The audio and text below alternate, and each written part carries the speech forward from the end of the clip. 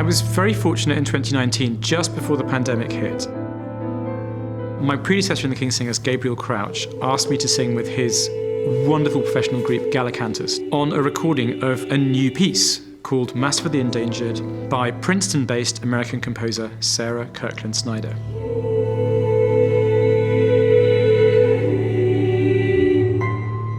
Choral music, it's a very deep part of my musical soul. I feel like I haven't had the opportunity to write for choir as much as I would like. I've had a lot of experience with singing, and it feels very natural to me to write for choir. And it captured my imagination on the page. I looked at it, and the score is a work of art. It just looked like something that I wanted to get my teeth into. Sarah was at the production in London, at the sessions. I met her. I heard about how the work came to be. Chris was there on the ground floor of getting to know the piece, and then what's so amazing to me is he's taken all of that into this choir. I feel like I didn't even have to talk to him about what I really wanted from the piece. He knew it already.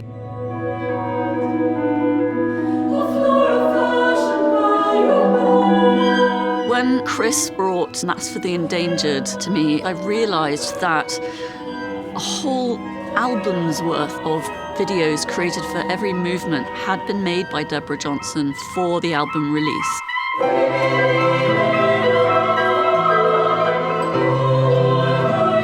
I designed what we were calling a visual album, creating this sort of synesthetic experience along with the narrative and the subtext, and really illuminating the deeper meanings in the compositions. I wrote the music first, but then I worked with Deborah for a long time on the visuals. So she would give me kind of her perspective, and then I would just run with it for a while and show her what I was thinking. I could really feel our spirits and our collaboration and what it really culminated in. Sarah's piece, which became very clear through my study of it, was all about the dominion in a global sense, the planet which we inhabit. And none of us with an ounce of sense or being or intelligence can look around us and think that all is well. I could sense that there was a real desire, as soon as we were able to perform live again, not just to go back to the same old way of doing things. So we started the hunt for figuring out, well, where in Phoenix are we going to do this? A visit to the art museum, into the Great Hall.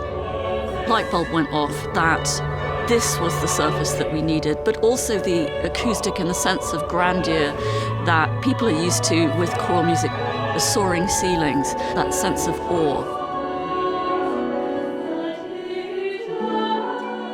The challenge for every arts organisation is always to be recruiting new people to come and appreciate what you do. And we're very excited to see who's going to come through the door.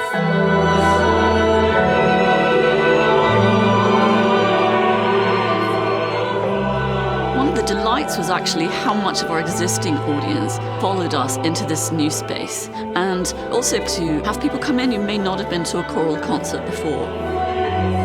And we want to fling the doors wide open, and we want each of you to come and find something and experience this, because we feel it can add to the fabric of your life.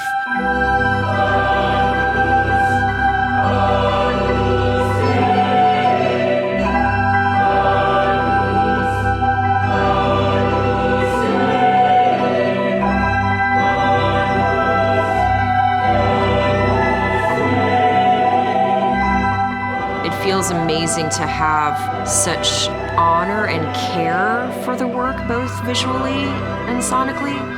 This is the first time we're seeing the visuals really large, the way they're meant to be seen, with such an incredible choir singing the music. It feels like a premiere. When it works, it's magic. There's nothing closer to magic for me. I'm getting chills right now thinking about it.